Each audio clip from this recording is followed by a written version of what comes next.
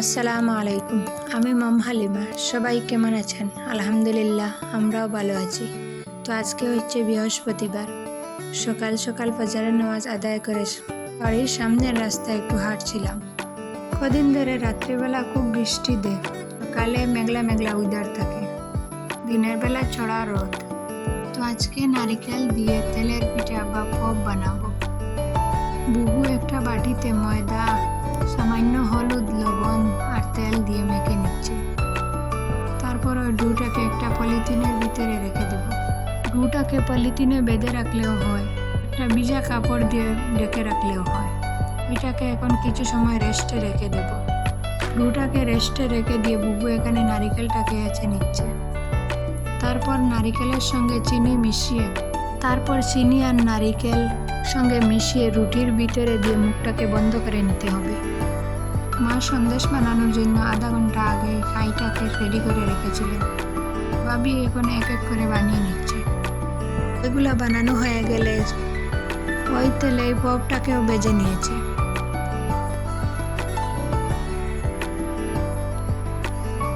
এখানে আরেকটা মুরগ জবাই করা হয়েছিল।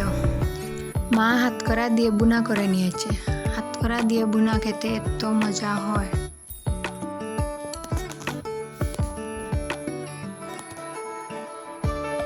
বিকালবেলা আমার মেজো চাচার ঘরে গিয়েছিলাম। গিয়ে দেখি আম্মা পিঠা বানাচ্ছে। চাচা তো বোনও এসেছে। চাচার এক মেয়ে। ওই যে হাতগুলা দেখা যাচ্ছে, ওরই হাত, আর চাচা তো বোনের। আমরা বাবার বাড়িতে আসলে সবাই প্ল্যান করে আসি। আমরা 3 বোন আর আমার চাচা তো 2 বোন বিয়ে হয়েছে। মানে আমাদের বাড়ির 5 বোনের বিয়ে হয়েছে। বাড়ির 5 মেয়ের বিয়ে হয়েছে, বাকি মেয়েরা এখনো ছোট। বিকালবেলা আমার ছোট বোন আসবে, তো আব্বা এখানে আরেকটা ব্রয়লার মুরগি বাজার থেকে নিয়ে এলেন। আব্বা সব সময় বড় মাছ বা মুরগি বাজার থেকে আনলে পরিষ্কার করে আনেন। তো এখানে মা কাটাকুটি করে নিয়েছে। আমি এখানে হলুদ আর লবণ দিয়ে সব মাংসগুলোকে মেখে মায়ের মাটির চুলাতে ফ্রাই করে নিচ্ছি। আমাদের বাড়িতে খড়ির অভাব নেই, তাই বেশিরভাগ মাটির চুলাতে রান্না করা হয়। আমি আসলে মাটির চুলাতে রান্না করি। মাটির চুলাতে রান্না করতে ভালো লাগে। ছোট বোন চলে এসেছে। এটা হচ্ছে আমার ছোট বোনের ছোটো ছেলে।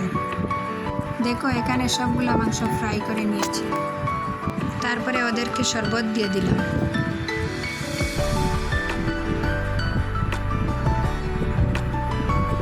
শরবত দেওয়ার পর সবাই মিলে চা খেলাম। মেজো ভাইটা বাড়িতে আসার কথা ছিল, ও এসেছে আজকে। ও এসেছে সকালে।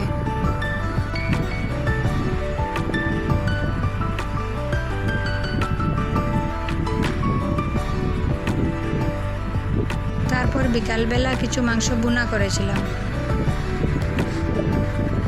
ভাবি ব্রয়লার মুরগির মাংস দিয়ে বিরিয়ানি বানিয়েছিলেন। ভাবির হাতের বিরিয়ানিটা খুব মজা হয়।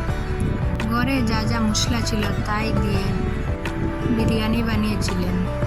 একদিন আপনাদের সাথে শেয়ার করবো ভাবির বিরিয়ানি রেসিপি। রান্না করে এখনও খাওয়া হয়নি, তাও দেখো এতগুলো বাসন বেরিয়েছে। তো আজকের ভিডিওটা এখানে শেষ করব। ভালো লাগলে একটা লাইক করবেন। এরকম ভিডিও দেখতে চাইলে আমার চ্যানেলটাকে সাবস্ক্রাইব করে রাখতে পারেন। আল্লাহ হাফিজ। আসসালামু আলাইকুম।